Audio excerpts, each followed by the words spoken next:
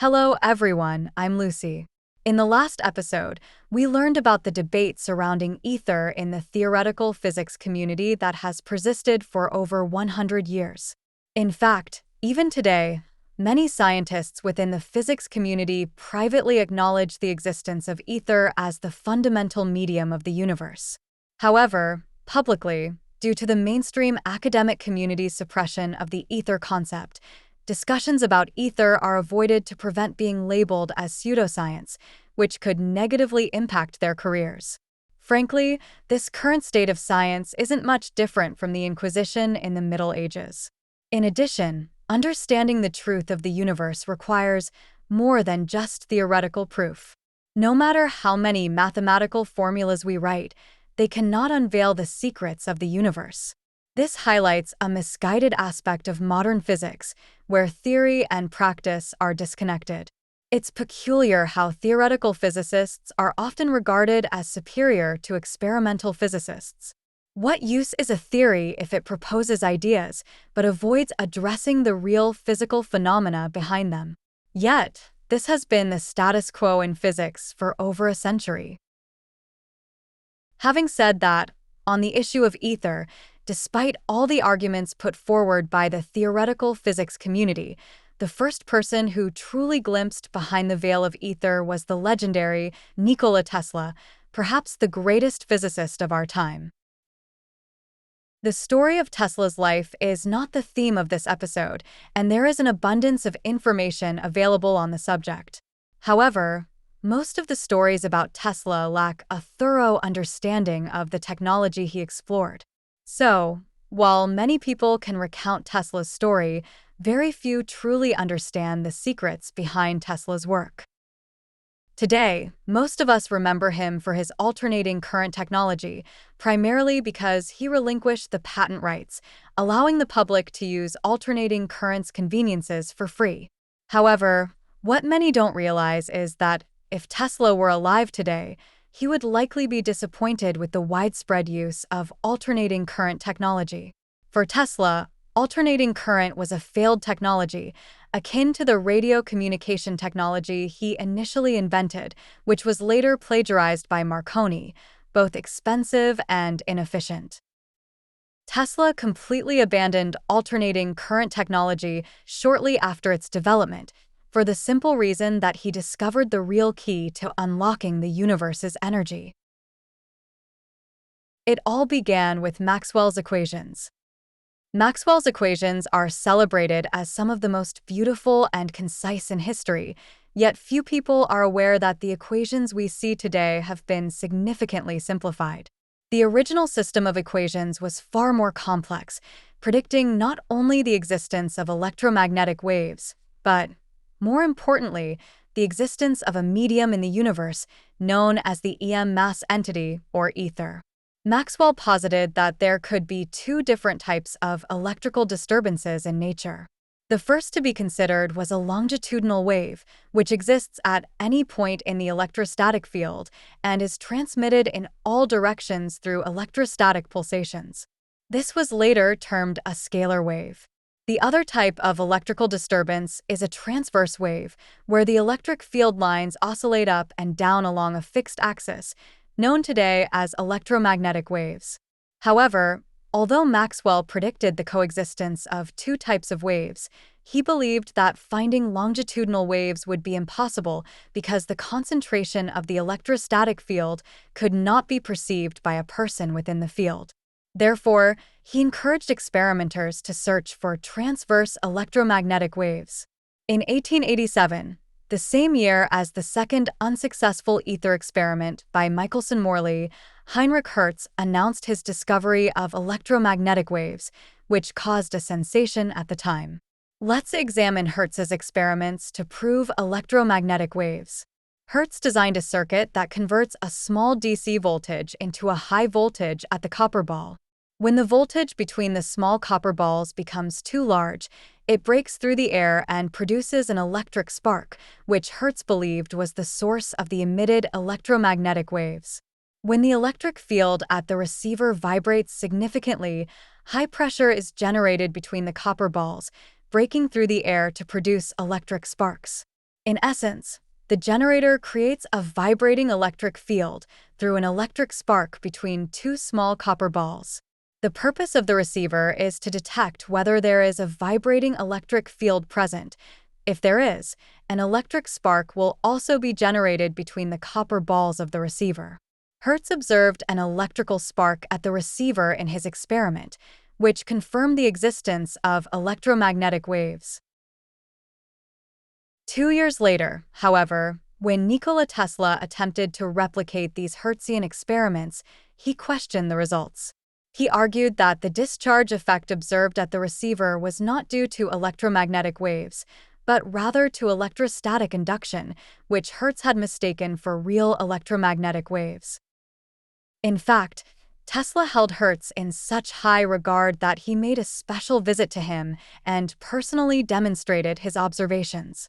Although Hertz was initially very disappointed, he was ultimately convinced that Tesla was right, and what he had discovered were not electromagnetic waves. In order to detect real electromagnetic waves, Tesla continually changed his experimental approaches and adjusted various parameters. It was during these persistent experiments that Tesla made a peculiar observation that forever altered his perspective on electricity. Tesla invented a device in which a very powerful capacitor was charged to a high voltage and then discharged through a copper bus. This time, the discharge was far from trivial. The power of the sudden spark resembled the effect of an explosion, capable of vaporizing the wire directly. Therefore, Tesla referred to it as a destructive discharge. This discharge could produce a very sharp shock wave, and Tesla's entire body felt the tremendous force of this impact, leaving a profound impression on him.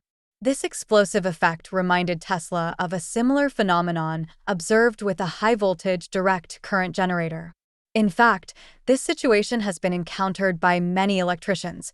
When the switch on the high-voltage generator is suddenly closed, it often produces a stinging shock, which is usually assumed to be the result of residual static charging. This phenomenon is a nuisance in small systems, but in large high-voltage power systems, it can be fatal. This electrostatic surge poses a significant danger to operators, as the instantaneous charge effect will produce a circle of blue sparks that seek out all the grounded conductors nearby. Since humans are good conductors, the life of the person struck is often at risk. To avoid this, dangerous surges are mitigated in the design of large power systems through the use of relay switches, which are highly insulated and heavily grounded. Indeed, adapting to this dangerous initial surge phenomenon has been a major research topic for utilities for many years. But it is these anomalies, regarded as mere side effects in the traditional power system and avoided with utmost caution, that, in Tesla's view, represent an undiscovered mystery. First and foremost, this peculiar supercharging effect is only observed at the moment the generator's power is applied to the wire, similar to Tesla's explosive capacitive discharge. Even though this occurs in two very different systems, the effects produced are remarkably similar.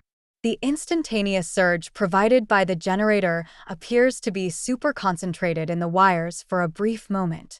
Engineers have their own understanding of this instantaneous surge phenomenon, generally considering it to be an electrostatic blocking effect. The best analogy is to think of it like a non-Newtonian fluid, where the surface of the fluid becomes very firm when struck quickly, but remains fluid-like when moved slowly. When the switch is suddenly activated, the electrons that attempt to move quickly encounter a solid wall within the electrostatic field, and the strong force prevents the charges from moving swiftly through the system. However, the question arises, given that this is an electrostatic field and not a non-Newtonian fluid, why does the resistance-like effect of the electrostatic field seem to affect the charges before they even leave the generator terminal? Why does the electrostatic field move faster than the charge itself? What exactly constitutes the electrostatic field? More importantly, Tesla calculated that this electrostatic concentration is orders of magnitude greater than any voltage the generator could provide. The actual instantaneous power supply is significantly amplified to some extent, but what is the reason for this? And where does this excess energy come from? Although Tesla still had many unanswered questions at this time, the study of this anomaly inspired him to come up with some creative ideas. Based on the abnormal pressurization effect observed with this generator, Tesla developed a new experimental device. This was a type of high-voltage DC generator that used a switch to create electrical impulses. The performance of this device far surpassed that of his capacitive discharge setup. It's noteworthy that this innovation came after Tesla invented the alternator, at a time when experimentalists in physics were still focusing on Tesla's invention of high-frequency alternating current. It seems that Tesla was the only one working on these pulse discharges at the time. Tesla's approach to pulse discharge was unique and has rarely been attempted up to the present day.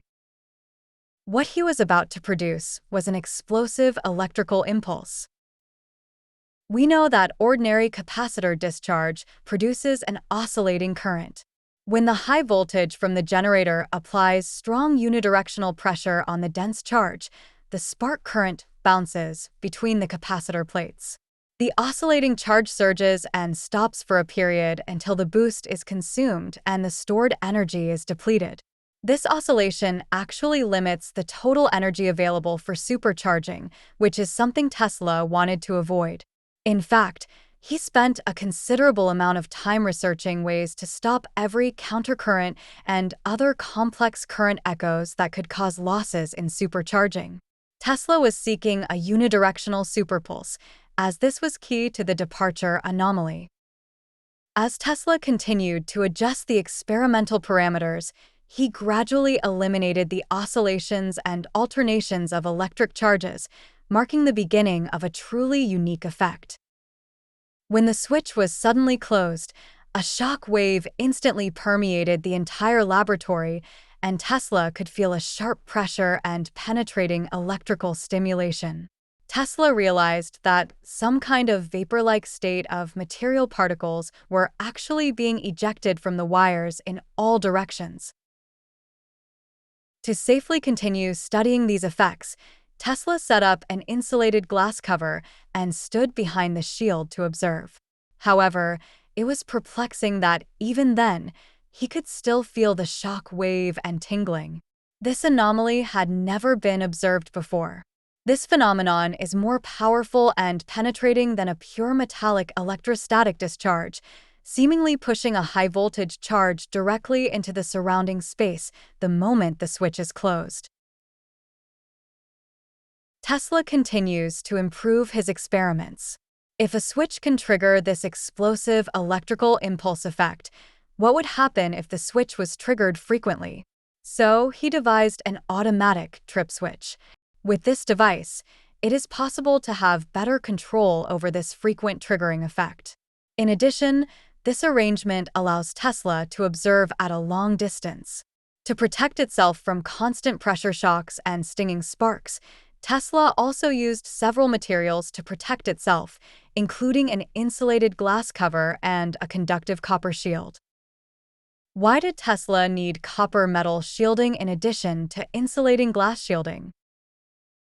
In fact, this copper cover is equivalent to a Faraday cage, which can effectively shield from high-voltage electricity because the metal cover is equipotential, so the person inside is actually in an environment with zero potential difference and will not be shocked. However, when the device is activated, the repeated activation of the HVDC generates piercing rays that still can be felt at a great distance from the device. In fact, these rays successfully penetrate all the shields set up by Tesla, whether glass or copper, and it penetrates every substance as if there were no shields at all. Tesla realized that this was not the usual electrical effect, as it violated the principle of electrostatic charge established by Faraday's experiment. Because if it is a high-voltage static electricity phenomenon, then it cannot penetrate the copper cover. Tesla was puzzled by this strange new phenomenon. What the hell is this?